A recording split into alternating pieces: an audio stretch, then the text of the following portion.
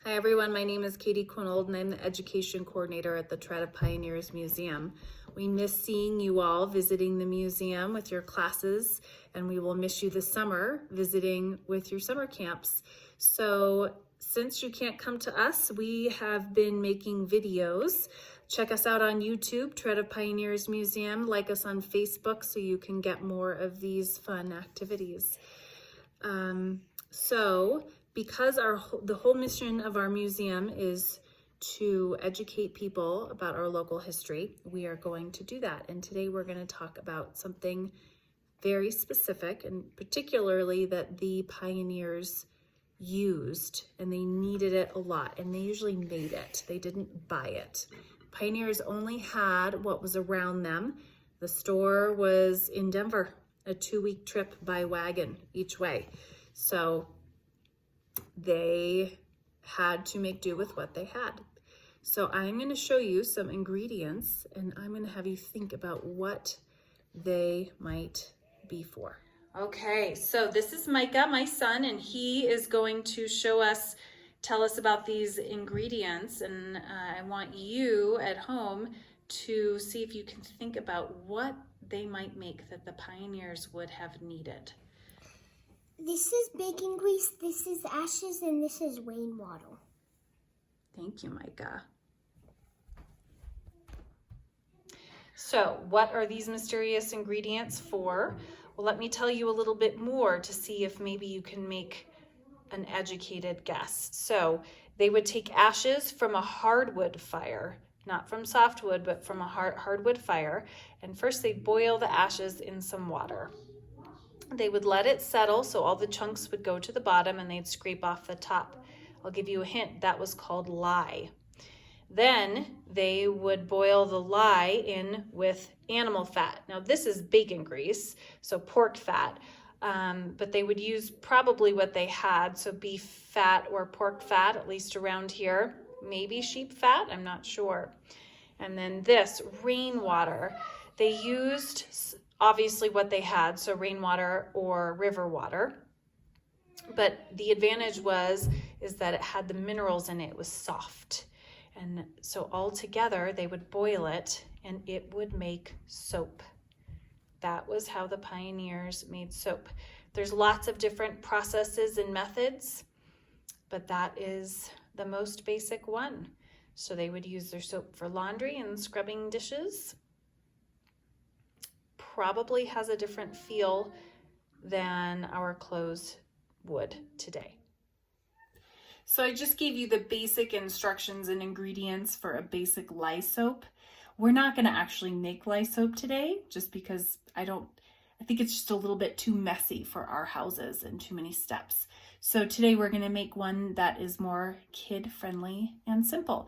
I'm going to go through the ingredients. They will also be in the comments of this YouTube video, and we will also get them posted on our treadofpioneers.org website as well. So the basics of what you are going to need: you're going to need a 1/4 cup of water, a 1/4 cup of the recipe says salad oil. I used olive oil. I think anything with good fat will do. A 1/4 cup of baking soda, and we'll mix all of those in a pot. And then after that, we will need a pitcher is best, but you just need something to measure 2 cups of very hot water, and then a jar that will hold it. Let's get started. We are going to take those 3 main ingredients. So the 1/4 cup of salad oil, water, and the baking soda. And we are going to simmer that on a low heat. This is something you'll want an adult to help you with. You're just going to stir.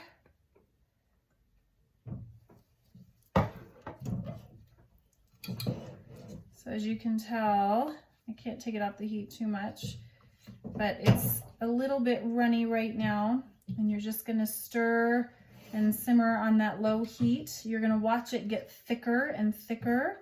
And then after it gets thicker, it's already starting. You're still gonna let it cook for a couple of minutes.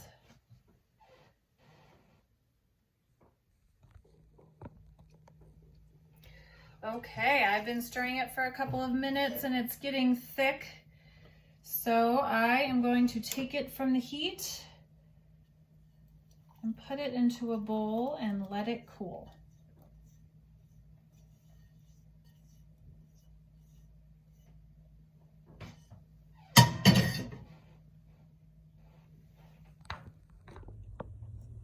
Okay, after the soap has cooled, you can see it here, you are going to take 2 cups of very hot tap water. You're going to pour it into a jar, and then you're going to take a tablespoon of the soap, add it to the hot water.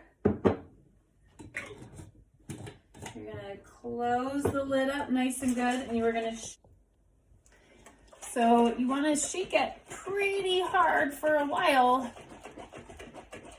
And you can see it getting sudsy and soapy, like that.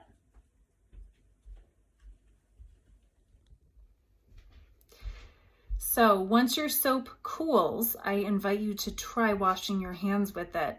And I want you to tell your parents and your siblings what seems different about that versus the soap that we have now for our hands. And think about how it would have felt. That was their main soap, especially here before stores, and how that would have felt to wash your clothes in it and your dishes and your hands. So definitely very different than the soap and detergents that we're used to today. I think we have improvements now for sure. Thanks for joining us at the Tread of Pioneers Museum. Please subscribe to our YouTube page to be able to be alerted for more fun activities like this. Check out our webpage. We also have some activities that we will upload there. And like us on Facebook to be notified as well for when we have fun activities. Have a great day.